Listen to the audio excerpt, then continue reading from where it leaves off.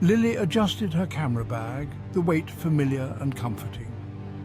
The abandoned Blackmoor Sanatorium loomed before her, a gothic silhouette against the dying light. A photographer drawn to forgotten beauty, she'd heard tales of Blackmoor, whispers of its tragic past. A shiver ran down my spine, a prickle of unease. She shook it off, attributing it to the encroaching night. Lily approached the building, its once grand facade now crumbling. Ivy crept across the walls like grasping claws, reaching for the vacant windows that stared like empty sockets. She pushed open the rusted iron gate, its hinges groaning in protest, and stepped onto the grounds of Blackmoor. The building seemed to sigh as Lily entered, the heavy oak door groaning shut behind her. Dust motes danced in the slivers of moonlight that pierced through the boarded-up windows. The air inside was stagnant, thick with the smell of mildew and decay. Lily shivered, not entirely from the cold.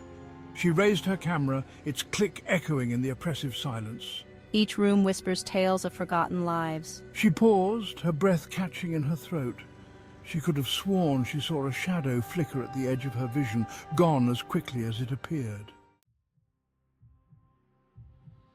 Lily shook her head, attributing the movement to her imagination. She explored further, her camera clicking, documenting the decay. A sense of unease began to creep upon her, a feeling of being watched. The silence was no longer serene, but expectant, as if the building itself held its breath. The hair on the back of her neck prickled.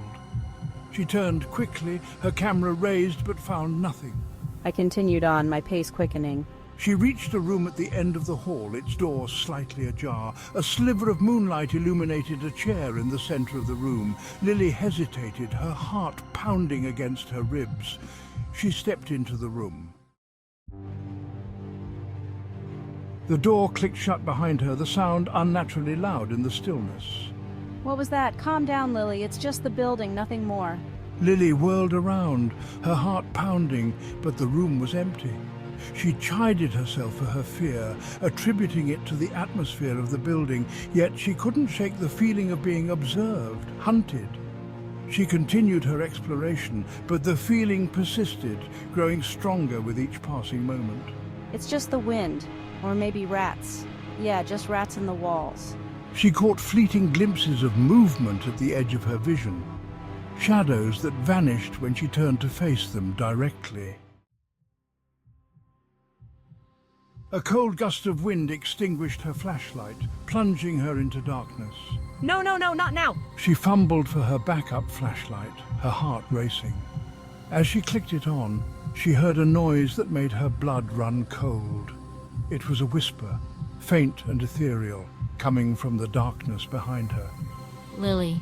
Lily spun around, her flashlight beam dancing across the walls, but there was nothing there. She picked up her pace, her camera bouncing against her side, her eyes darting from shadow to shadow. The whispers followed her, growing louder, more insistent. It's not real. It can't be real. Lily stumbled into a large open ward, rows of beds lining the walls. Moonlight streamed through the broken windows, casting long, eerie shadows. And then she saw it. Standing in the center of the room, bathed in moonlight, was a figure. It was tall and gaunt, its form indistinct in the shadows.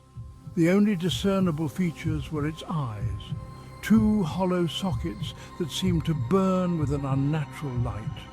Oh my God. Lily froze, her breath caught in her throat.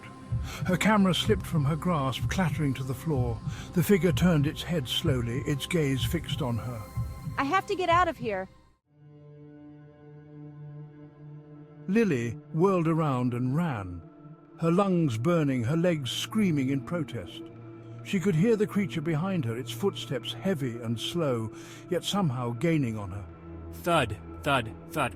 She dodged down corridors, her breath coming in ragged gasps, her eyes searching frantically for an exit. She burst through a set of double doors and found herself in the main lobby. The front entrance, the only way out, was just a few yards away. She surged forward, her hand reaching for the doorknob. But as her fingers brushed against the cold metal, she felt a cold, clammy hand close around her wrist. No, let go of me! She screamed.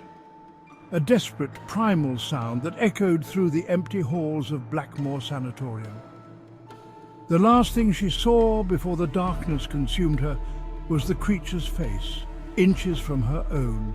Its eyes, those terrible glowing eyes, burned with a cold, triumphant light. Then silence.